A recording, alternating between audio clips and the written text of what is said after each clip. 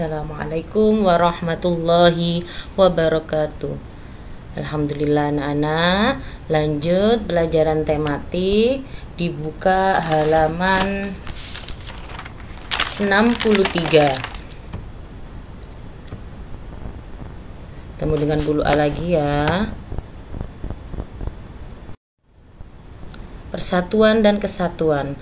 Persatuan dan kesatuan itu adalah salah satu isi dari Pancasila, sila ketiga, Persatuan Indonesia.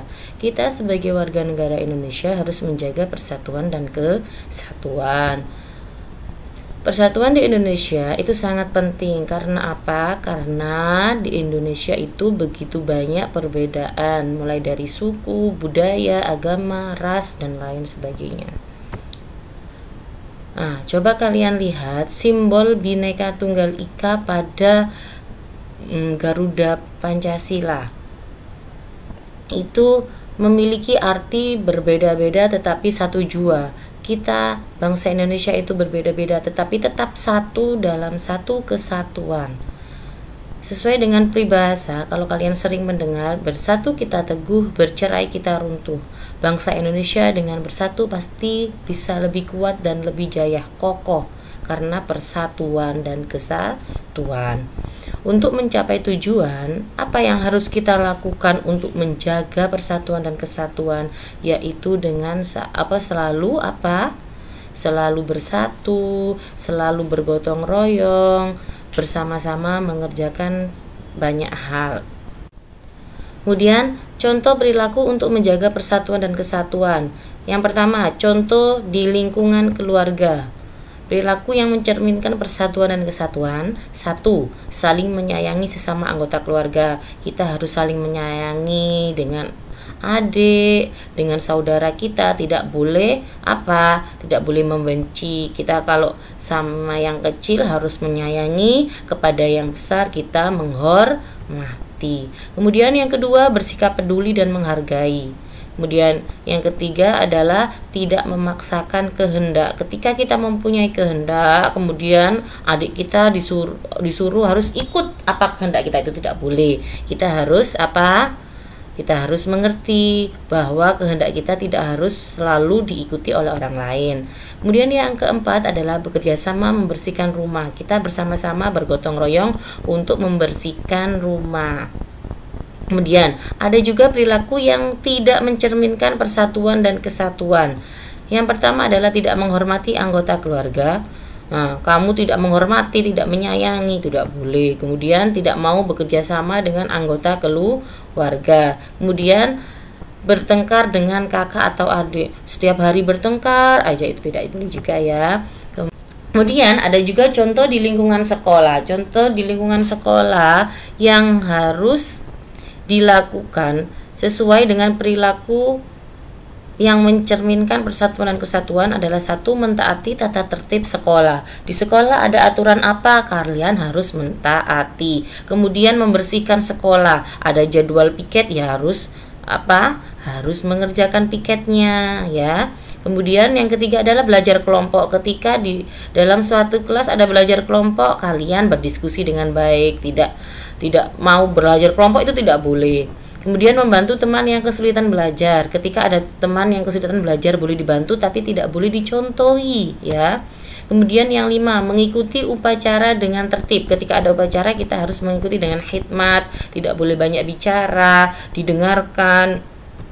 Kemudian yang ke-6, tidak membeda-bedakan teman yang berbeda suku, budaya, dan agama. Ketika ada teman kalian dari suku lain, kalian harus harus menghargainya. Budaya mereka berbeda dengan budaya kita, kita pun harus menghargai. Kemudian yang ke-7 adalah ketika ada teman kita kesusahan, ada yang sakit, ada keluarganya yang meninggal dunia, kalian bisa melayat. Kemudian kalau ada teman yang sakit, kalian bisa menjenguk.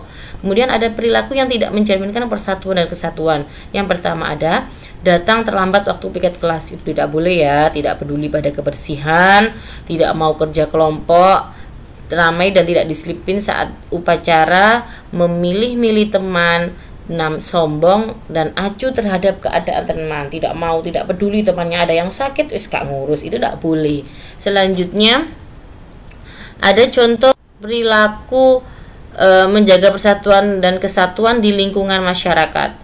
Yang pertama yang harus dilakukan, yang pertama, hidup rukun dengan semangat kekeluargaan antar warga masyarakat. Ketika ada perayaan 17 Agustus, semangat kekeluargaan harus dijaga, saling bersama-sama bergotong royong untuk membersihkan desa, kemudian menghiasi desa. Itu membuat kita rukun, tidak saling berantem. Yang kedua, setiap warga masyarakat menyelesaikan masalah secara bersama-sama. Ketika ada masalah, itu didiskusikan secara bersama-sama.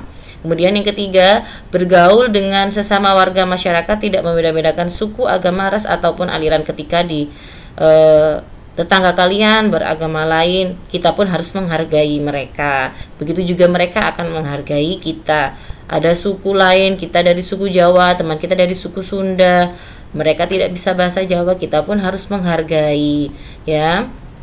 Yang keempat, menggunakan bahasa Indonesia secara baik dan benar dalam bergaul. Lah, ini salah satunya tadi, kalau kita bertemu dengan suku yang lain, terus kita menggunakan bahasa kita, orang itu tidak akan mengerti. Maka dari itu kenapa kita harus menggunakan bahasa pemersatu. Apa bahasa pemersatu itu? Ya, bahasa Indonesia. Karena agar kita dapat bergaul dengan teman dengan baik, tidak saling kok itu ngomong bagaimana ya, saya tidak tahu. Lah, itu karena kalian berbahasa Jawa dengan sedangkan teman kalian tidak bisa berbahasa Jawa. Kemudian perilaku yang tidak mencerminkan persatuan dan kesatuan. Yang pertama, tidak mau membersihkan lingkungan. Ketika ada kerja bakti di RT, kalian tidak ikut, itu tidak boleh. Kemudian tidak peduli terhadap keadaan lingkungan sekitar, juga tidak boleh. Ketika ada tetangga yang meninggal, kalian tidak peduli, itu juga tidak boleh. Kemudian tidak mau ikut ronda karena alasan sibuk dengan pekerjaan, tetap harus mengikuti. Apa kalau kalian tidak bisa dengan waktu, berarti kalian menyumbang dengan uang. Kalau tidak bisa dengan tenaga, berarti dengan materi. Seperti itu ya anak-anak. Kemudian yang keempat, hanya berteman dengan yang seagama atau sesuku saja. Nah, itu tidak bisa, kalian tidak bisa bergaul secara luas kalau seperti itu. Oleh sebab itu kita harus benar-benar bisa merangkul semuanya, ya. Selanjutnya, tidak mementingkan diri sendiri, tidak mau bekerja sama. Itu tidak boleh. Kalau dalam lingkungan masyarakat, kita tidak boleh mementingkan diri sendiri. Kepentingan bersama itu lebih diutamakan. Oke anak-anak, itu tadi persatuan dan kesatuan. Persatuan dan kesatuan itu harus tetap kita jaga untuk terjalinnya apa? Terjalinnya keamanan, ketertiban, dan kerukunan antar sesama kita sebagai bangsa Indonesia. Oleh karena itu, kalau NKRI Negara Kesatuan Republik Indonesia, berarti ada kata-kata kesatuan, berarti ya kita harus tetap bersatu.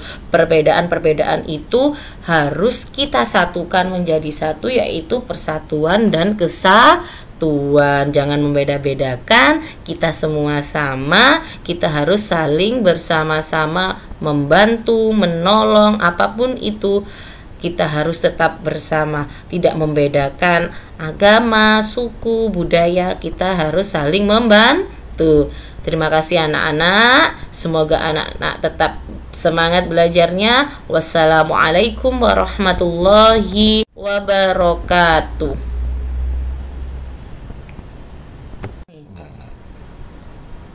Hasilnya kayak dulu ngaku. Apa?